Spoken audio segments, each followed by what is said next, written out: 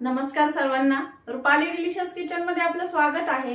आज आपण मस्त असे कुरकुरीत ब्रेड पोटॅटो टोस्ट सँडविच बघणार आहोत।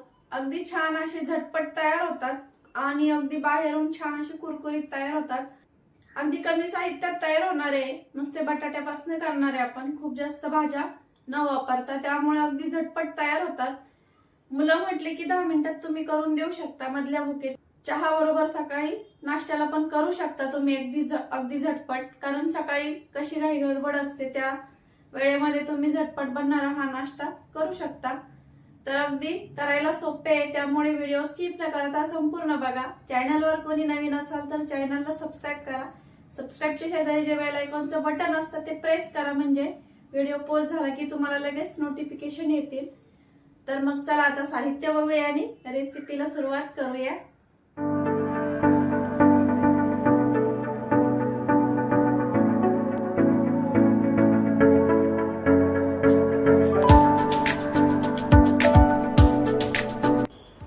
तर आज आपण पोटॅटो ब्रेड टोस्ट सँडविच करणार आहे। त्यासाठी ब्रेड घेतले, मीडियम साईजचा एक कांदा, थोडीशी कोथिंबीर, 2 उकडलेले छोटे छोटे मध्यम आकाराचे बटाटे, गरम मसाला, चवीपुरतं मीठ, थोडंसं जिरं, धना पावडर, मायोनीज आणि टोमॅटो केचप। तर तुम्ही यामध्ये चीज पण घेऊ शकता, पण नुसते बिना चीजचे पण खूप छान लागतात। कधीतरी असे पण साध्या सिंपल पद्धतीचे पण करून बघा, खूप छान लागतात।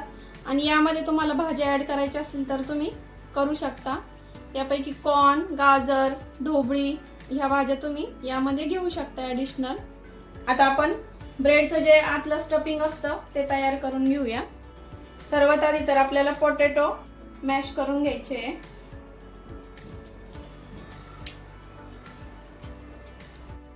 तर हे बघा, सगळे बटाटे इथं मॅश करून घेतले।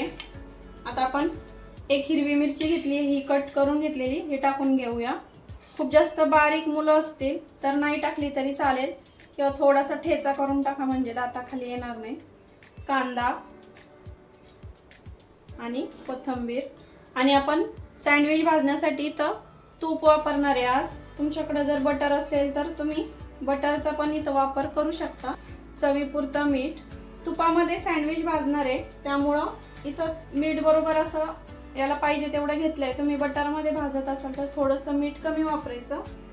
अर्धा चमचा गरम मसाला, पाव चमचा धना पावडर आणि थोडंसं जिरं, अख्खं जिरं टाकायचं, खूप छान लागतं। कधीतरी ट्राय करून बघा।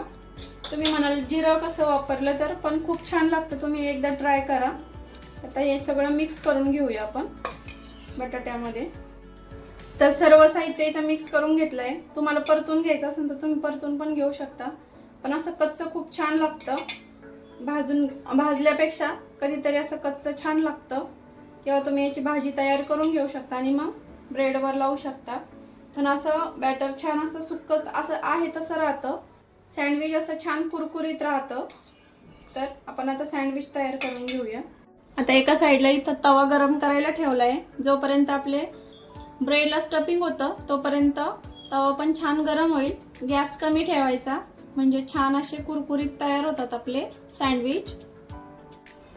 तर इथे 2 ब्रेड घेतले, तुम्हाला आधी शेकून घ्यायचे, थोडेसे कुरकुरीत करायचे असले तर करू शकता, पण असे पण चालतात, काय अडचण नाहीये। तर आपण आता एका ब्रेड वरती मायोनीज टाकणार आहे। अगदी झटपट तयार होणारे सँडविच आहे। मुलं अगदी म्हणले 10 मिनिटात तर 10 मिनिटात तयार होतात, फक्त बटाटे उकडलेले पाहिजे। बटाटे पण काय कुकरच्या शिट्टीला 2 शिट्ट्यामध्ये बटाटे शिजतात, त्यामुळे झटपट तयार होतात हे सँडविच। आता मायोनीज लावून घेतलंय एका ब्रेडला, दुसऱ्या ब्रेडला पण टोमॅटो केचप लावून घेऊया। छान स्प्रेड करायचं आहे सगळीकडं, म्हणजे खूप छान चव लागते। आपल्याला आता इथं ब्रेडवर हे स्टफिंग करून घ्यायची आहे बटाट्याची। भरपूर असं सारण भरायचं, म्हणजे पोटभरीचं तयार होतं आणि ब्रेड थोडा कमी जातो पोटामध्ये। आणि सारण आपलं बघू शकता एकदम असं छान कोरडं झालंय। खूप जास्त ओलसर सारण घ्यायचं नाही ब्रेड सँडविचला, म्हणजे ते असे सुक्क सारण असलं की बराच वेळ कुरकुरीत राहतात सँडविच। तर हे बघा, भरपूर असं सारण टाकलंय आपण आता बटाट्याचं। थोडंसं प्रेस करायचं आणि आपण जे टोमॅटो सॉसचे जे स्लाइस आहे याच्यावर ठेवून आणि पुन्हा प्रेस करायचं आहे आपल्याला. साईडनी थोडा आला असेल बटाटा तर तो काढून घ्यायचा म्हणजे तवा खराब होत नाही. आता सर्व आपण ह्याच प्रकारे करून घेणार आहे. ह्याच पद्धतीने करते मी बाकीचे पण, म्हणजे एक साथ आपल्याला भाजता येईल. तर इथं मी तूप टाकून घेते आणि दररोज चपातीला वापरतो आपण तोच तवा घेतलाय मी इथं. आता जे आपण स्टफ करून घेतलेलं ब्रेड आहे तो इथं ठेवून घेऊया. आता सर्वच या पद्धतीने ठेवून घ्यायचे आपल्याला, थोडं थोडं तूप टाकून.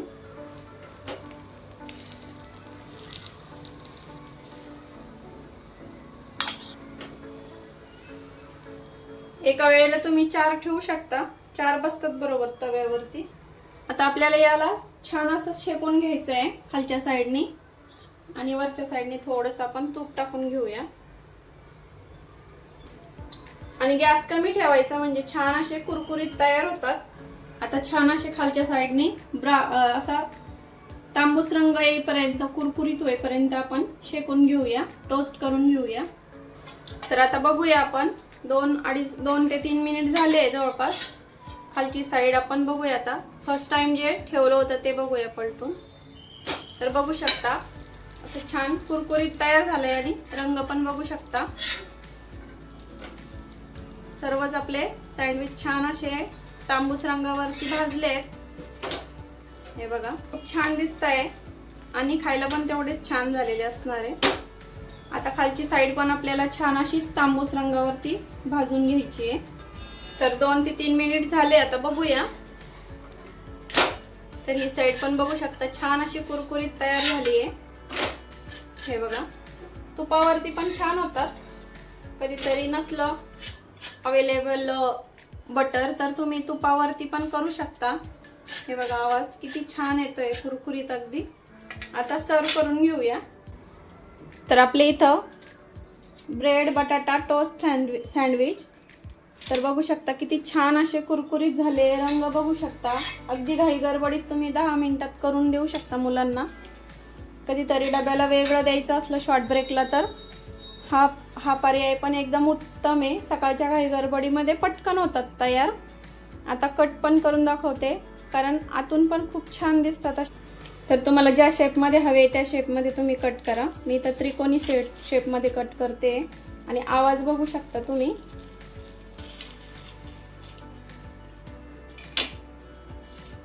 तर हे बघा अगदी छान दिसतात. रेड आणि मायोनीजचा कलर त्यामुळं छान वाटतंय. तर आपले छान असे ब्रेड बटाटा टोस्ट सँडविच इथं तयार झालेले खाण्यासाठी. गरमागरम मस्त असे कुरकुरीत. नुसतेच पण खूप छान लागतात कारण आपण मायोनीज आणि टोमॅटो केचप आतल्या साईडनी ब्रेडला स्लाइसला लावून घेतले त्यामुळं. तर बघू शकता किती टेम्पटिंग दिसतंय. आणि रेसिपी कशी वाटली? एकदम झटपट तयार होणारे सँडविच आहे ब्रेड बटाटा टोस्ट सँडविच. तर रेसिपी नक्की ट्राय करा आणि कमेंट करून सांगा तुमचे पण असे झटपट तयार झाले आणि छान असे टेस्टी झाले का ते.